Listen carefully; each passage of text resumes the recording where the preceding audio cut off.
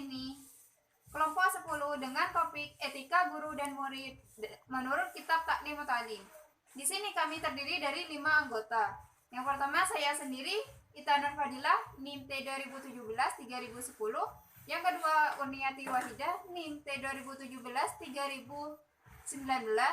Yang ketiga Ainur Rohmah, NIM T 2017-3017. Yang keempat Fadihatul Daroini, NIM T 2017-3031. Yang kelima Rizka Ayu Maryanti, NIM T 2017-3018. Baik, di sini saya sebagai presentator pertama akan menjelaskan tentang etika guru menurut kitab Taklim Ta'lim.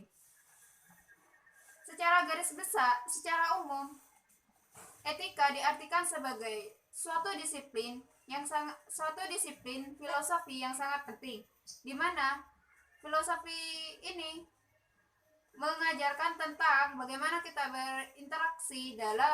berinteraksi dengan sesama manusia dan melakukan tindakan-tindakan yang sesuai dengan moral atau pola-pola perilaku kita yang sesuai moral yang berlaku. Sementara guru merupakan orang yang berwenang dan bertanggung jawab terhadap muridnya, baik secara individual ataupun kelompok, baik di sekolah maupun di luar sekolah. Guru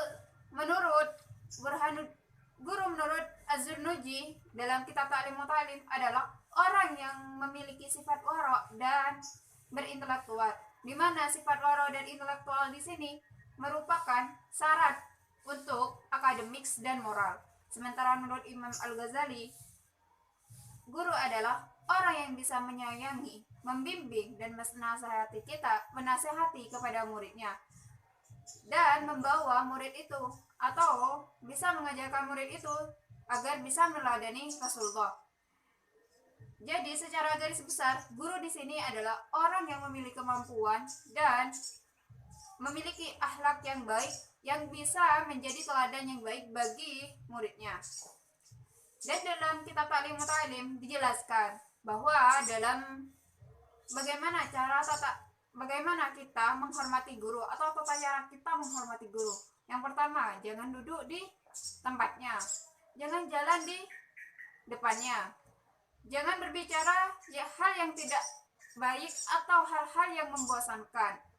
Maka cukuplah bagi kita untuk menanti beliau atau bertutur kata yang baik agar kita menghormati beliau atau guru kita.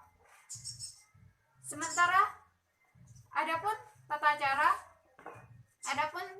cara memilih guru menurut Burhanuddin Az-Zurnuji dalam kitab Taklim Ta'lim, yaitu ada 3. Pertama, hendaklah seorang guru itu bisa menjaga martabatnya dan tidak tamak terhadap dunia. Yang kedua, seorang guru harus memiliki sifat waro, alim, ilmu, pengetahuan, dan orang yang lebih tua dari kita. Dan yang terakhir adalah menyayangi sesama. Jadi, guru merupakan orang yang sangat penting bagi kita, karena beliau orang yang akan membawa kita atau membimbing kita ke arah yang lebih baik. Terima kasih. Wassalamualaikum warahmatullahi wabarakatuh. Bismillahirrahmanirrahim. Assalamualaikum warahmatullahi wabarakatuh. Saya Urniati Wahidah, NIM T 2017-3019. Di sini saya sebagai pemateri kedua akan menjelaskan tentang etika dan kewajiban seorang guru. Yang pertama yaitu memperlakukan para muridnya dengan penuh kasih sayang. Maksudnya itu dalam mengayomi murid seperti mengayomi anaknya sendiri. Yang kedua yaitu mengikuti tauladan Rasul, atau dalam mengajar guru itu tidak mengharapkan upah, semata-mata semua yang dilakukan karena Allah. Yang ketiga yaitu menasihati muridnya dengan hal-hal yang baik. Yang keempat yaitu muridnya itu dinasihati hingga kemampuan yang mereka inginkan tercapai. Yang kelima yaitu dalam mengajar, guru itu harus memberi pelajaran yang mudah dipahami oleh muridnya. Yang keenam yaitu seorang guru harus mengamalkan ilmunya. Terus selanjutnya saya di sini akan menjelaskan tentang adab-adab seorang guru. Yang pertama yaitu berniat untuk mendapatkan ridho Allah. Maksudnya seorang guru dalam mengajar semata-mata ilmu yang diamalkan itu hanya mengharap ridho Allah, tidak mengharap upah, gaji, atau yang lainnya. Yang kedua, yaitu berhati-hati, tidak serampang menjawab pertanyaan. Biasanya murid itu bertanya setelah guru menjelaskan materi apa yang disampaikan oleh guru, murid bertanya apa yang belum dia pahami. Nah, sebagai guru tidak boleh jika membawa pertanyaan itu serampang atau asal-asalan seperti itu. Yang ketiga yaitu jika berbuat salah, mengakui dan memperbaiki. Nah, banyak kita temui bahwa seorang guru seolah-olah dia guru tidak mempunyai kesalahan, atau semata-mata dia karena guru tidak merasa dirinya itu salah, atau dia hanya merasa guru itu paling benar dan murid itu selalu salah, seperti itu. Yang keempat, tawadhu dan tidak sombong. Maksudnya yaitu sebagai guru tidak boleh mengunggulkan dirinya sebagai guru itu banyak ilmu atau paling pintar dan lain sebagainya. Selanjutnya yaitu bersikap simpatik dan penuh kasih sayang kepada murid. Nah, di sini guru itu harus menasihati muridnya atau dia mengayomi muridnya itu harus penuh dengan kasih sayang. Tidak boleh berbelah pihak atau membeda-bedakan antara murid yang satu dengan yang lainnya.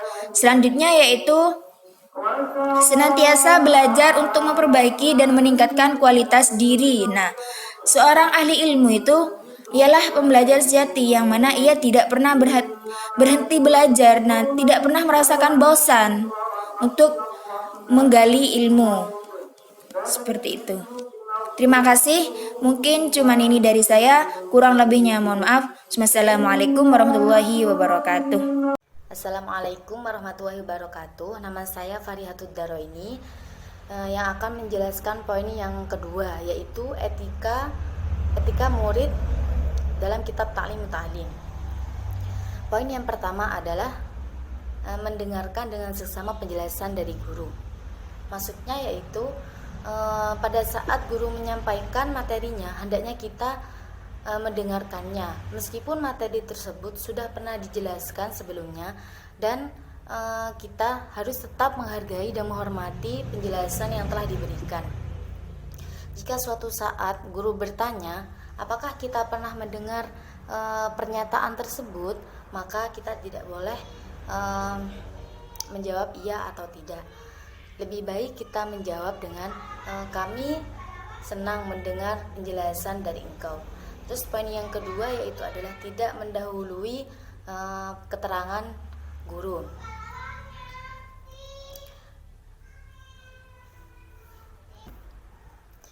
Maksudnya di sini seorang murid tidak boleh mendahului atau menemani seorang guru dalam menyampaikan atau menjawab sebuah pertanyaan. Seorang murid juga tidak boleh memotong pembicaraan seorang guru. Kita harus sabar dan menunggunya hingga perkataannya itu selesai. Jika seorang guru sedang memberi arahan, perintah atau nasihat, kita harus mendengarkannya, jangan sampai gagal fokus sehingga guru tidak perlu mengulanginya perkataannya lagi. Terus poin yang ketiga yaitu adalah menjaga etika saat menerima atau memberi tugas, memberi sesuatu dari guru. Seorang guru ketika memberikan tugas, hendaknya seorang murid menerima dengan tangan kanan. Bila tugas tersebut berupa lembaran, maka dibaca dengan memegangnya. Jika di dalam tugas tersebut terdapat asma-asma Allah, maka kita mengangkatnya dengan penuh etika. Saat mengaturkannya kembali kepada guru, Jangan mengembalikannya dengan kondisi terlipat, tetapi harus rapi dan tertata. Saat kita mengaturkan buku atau kitab yang hendak dibaca oleh seorang guru, maka kita menyerahkannya secara siap saji. Maksudnya itu adalah memberi batas baca pada sebuah buku atau kitab, sehingga guru tidak perlu mencari halaman yang akan dibaca oleh guru. Terima kasih. Untuk penjelasan selanjutnya akan dijelaskan oleh teman saya. Terima kasih. Wassalamualaikum warahmatullahi wabarakatuh. Baik, bismillahirrahmanirrahim. Assalamualaikum warahmatullahi wabarakatuh. Saya Ainur Rohma, perwakilan dari kelompok 10, akan melanjutkan presentasi dari rekan saya tentang etika guru dan siswa dalam kitab Ta'lim Muta'alim. Posisi duduk dengan guru sebaiknya tidak terlampau dekat sehingga menunjukkan etika yang buruk. Saat menerima tugas, usahakan tangan dan kaki atau anggota tubuh lainnya tidak melakukan kontak secara fisik dengan baju, bantal, sejadah, atau alas lainnya guru. Saat menghaturkan pisau, jangan mengarahkan bagian yang tajam. Etika yang baik adalah diberikan dengan cara memiringkan pisau atau bagian yang tajam diarahkan kepada murid.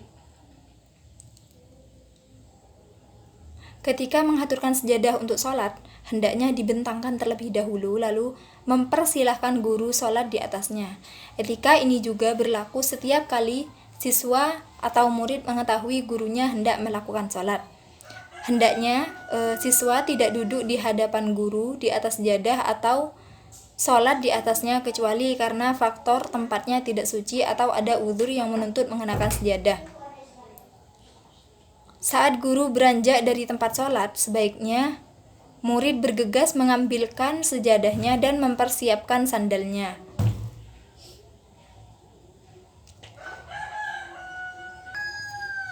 Pada prinsipnya, etika kepada guru oleh seorang pelajar ditekankan untuk menjaga etika dengan gurunya, baik dalam perilaku, ucapan, maupun perbuatan. Pelajar juga dituntut untuk khidmat kepada guru, memberikan kenyamanan dan pelayanan yang sempurna kepadanya. Saat berjalan bersama, hendaknya berada di depan saat malam hari dan berada di belakangnya saat siang hari, kecuali bila situasi menuntut sebaliknya, misalkan karena berdesakan atau lainnya. Di tempat-tempat yang becek misalnya, pelajar harus menjadi yang terdepan untuk melindungi gurunya. Jangan sampai percikan air mengotori baju sang guru. Saat berada dalam situasi berdesakan, hendaknya menjaga guru dengan tangannya, bisa dari arah belakang atau depan. Saat berjalan di depan guru, sesekali memantau ke arah belakang untuk mengetahui keadaan dan kenyamanan beliau. Saat guru mengajak bicara di tengah perjalanan, sebaiknya berada di sebelah kanan guru. Ada pula yang menganjurkan berada di sebelah kiri guru, dengan posisi sedikit lebih maju dan menengok ke arah guru. Tidak baik berjalan di samping guru kecuali ada hajat atau diperintahkan guru. Sebaiknya menghindari berdesakan dengan pundak guru atau kontak fisik dengan baju guru. Usahakan agak jauh atau istilahnya menjaga jarak. Saat cuaca panas, gurunya diberikan tempat yang rindang. Saat cuaca dingin, diberi tempat yang hangat, namun tidak sampai terkena sorotan sinar matahari yang mencolok sehingga mengganggu kenyamanan guru. Hendaknya tidak berjalan di antara guru dan orang yang sedang berbicara dengan beliau. Yang baik adalah mengambil posisi mundur atau maju, tidak mendekat, tidak menengok, serta tidak menguping pembicaraan mereka. Bila pelajar dipersilahkan masuk mengikuti perbincangan, sebaiknya masuk dari arah yang berbeda. Saat bertemu guru di jalan, mulailah berucap salam kepadanya bila jaraknya dekat. Bila jauh, maka tidak perlu berteriak atau memanggilnya. Cukup bersiap diri untuk menyampaikan salam. Tidak baik mengucapkan salam dari tempat yang jauh atau dari balik tirai. Yang tepat adalah mendekat kepada guru baru mengucapkan salam. Tidak layak mengambil rute perjalanan tanpa dimusyawarahkan atau meminta izin terlebih dahulu kepada guru. Saat pelajar sampai di kediaman guru, jangan berdiri di depan pintu, khawatir berpapasan dengan keluarga atau penghuni rumah yang tidak disukai guru dilihatnya ketika dilihat oleh orang lain. Saat gurunya turun dari kendaraan, hendaknya pelajar mendahului berjaga-jaga. Bila sang guru terpeleset, bisa berpijak di pundaknya. Murid boleh saja tidak sama dengan hasil pemikiran gurunya. Bila menurut pelajar pendapat guru kurang tepat, hendaknya tidak mengucapkan hendaknya seorang siswa atau murid tidak menyalahkan atau merendahkan. Misal berucap, "Ini salah, ini bukan pendapat yang benar." Namun sebaiknya dengan bahasa yang sopan dan santun, misalnya dengan mengucapkan pendapat yang jelas adalah maslahatnya menurut demikian. Tidak baik menyampaikan dengan bahasa yang membanggakan pendapatnya sendiri. Misalnya, menurutku yang benar demikian, atau ucapan-ucapan yang sejenis. Mungkin itu dari saya kembalikan kepada moderator. Assalamualaikum warahmatullahi wabarakatuh. Nama saya Rizka Ayu Marianti, NIM T 2017-3018. Di sini saya akan melanjutkan presentasi dari rekan saya. Saya akan menjelaskan poin ketiga dari makalah kami, yakni tentang tata cara belajar dalam kitab Ta'lim Muta'alim. Ada 11 tata cara belajar yang akan saya jelaskan. Yang pertama adalah niat. Pengarang kitab Ta'lim Muta'alim, yakni Imam Al-Zarnuji, mengatakan bahwa niat yang benar ketika kita belajar yakni hanya ingin mencari ridha Allah. Kenapa? Karena agar ilmu yang kita peroleh nantinya bermanfaat dan barokah. Yang kedua adalah memilih guru, ilmu, teman, dan memiliki ketabahan dalam belajar. Jadi, ketika kita akan belajar, dalam memilih guru, sebaiknya kita memilih guru yang waro', yang alim, dan yang penyabar. Yang kedua, dalam memilih ilmu. Dalam memilih ilmu, sebaiknya kita memilih ilmu yang terbaik dan mendahulukan ilmu agama. Yang ketiga, dalam memilih teman. Ketika belajar, dalam memilih teman, kita harus memilih teman yang kiranya membawa hal yang positif terhadap kita. Memilih teman yang tekun, memilih teman yang waro' dan yang jujur. Yang nomor 3, tata cara belajar yang nomor 3 adalah menghormati ilmu dan ulama. Ketika kita belajar, sebaiknya kita menghormati ilmu. Caranya dalam kitab ini telah dijelaskan, salah satunya yakni ketika kita belajar, buku atau kitab yang kita pelajari tidak boleh diletakkan di bawah. Selanjutnya nomor 4, yakni sungguh-sungguh, kontinuitas, dan memiliki minat yang kuat. Ketika kita belajar, tata cara yang nomor 4 yakni dengan sungguh-sungguh, yakni dengan tekun, dan selalu diulang-ulang agar nantinya ilmu yang kita peroleh bisa diingat secara terus-menerus sampai kita tua. Yang kelima, yakni tertib. Menurut pengarang kitab Ta'lim Muta'alim, belajar itu hendaknya dimulai pada hari Rabu. Dan bagi anak usia dini, sebaiknya diberikan pelajaran yang sekiranya mereka paham. Selanjutnya yang nomor 6 adalah tawakal kepada Allah. Maksudnya tawakal kepada Allah ini tidak, ketika kita belajar, sebaiknya kita tidak tergoda oleh urusan duniawi, tidak memikirkan masalah rezeki, masalah jodoh, dan lain sebagainya. Yang ketujuh, pintar memanfaatkan waktu belajar.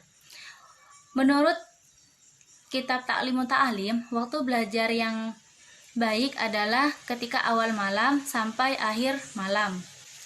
Yang kedelapan adalah kasih sayang dan memberi nasihat. Kasih sayang dan memberi nasihat di sini maksudnya ketika seorang guru memberikan nasihat kepada muridnya, muridnya harus mendengarkan. Dan ketika seorang murid bersalah, seorang guru harus memberikan nasihat dan menegurnya. Nomor 9, yakni mengambil pelajaran. Mengambil pelajaran di sini maksudnya adalah ketika seorang guru menjelaskan, seorang murid mengambil catatan atau menulis catatan dari keterangan gurunya. Nomor 10 yakni waro. Tata cara belajar yang nomor 10 yakni waro. Waro di sini artinya adalah menjaga diri dari barang yang subhat dan haram. Mengapa? Karena agar nantinya ilmu yang kita peroleh barokah dan manfaat. Yang terakhir, nomor 11. Tata cara belajar yang nomor 11 adalah penyebab hafal dan lupa. Upaya untuk memperkuat hafalan yakni dengan cara belajar sungguh-sungguh dan kontinuitas. Kontinuitas di sini artinya terus diulang-ulang agar hafalannya kuat. Dan penyebab lupa salah satunya yakni karena maksiat, karena banyak dosa, dan karena gelisah karena urusan dunia. Jadi ketika kita akan belajar, kita tidak perlu memikirkan atau mengurus masalah dunia. Kita harus memiliki sikap pasrah atau tawakal kepada Allah. Sekian presentasi dari saya. Terima kasih. Kami dari kelompok 10 mengucapkan terima kasih dan mohon maaf apabila ada kesalahan. Terima kasih. Assalamualaikum warahmatullahi wabarakatuh.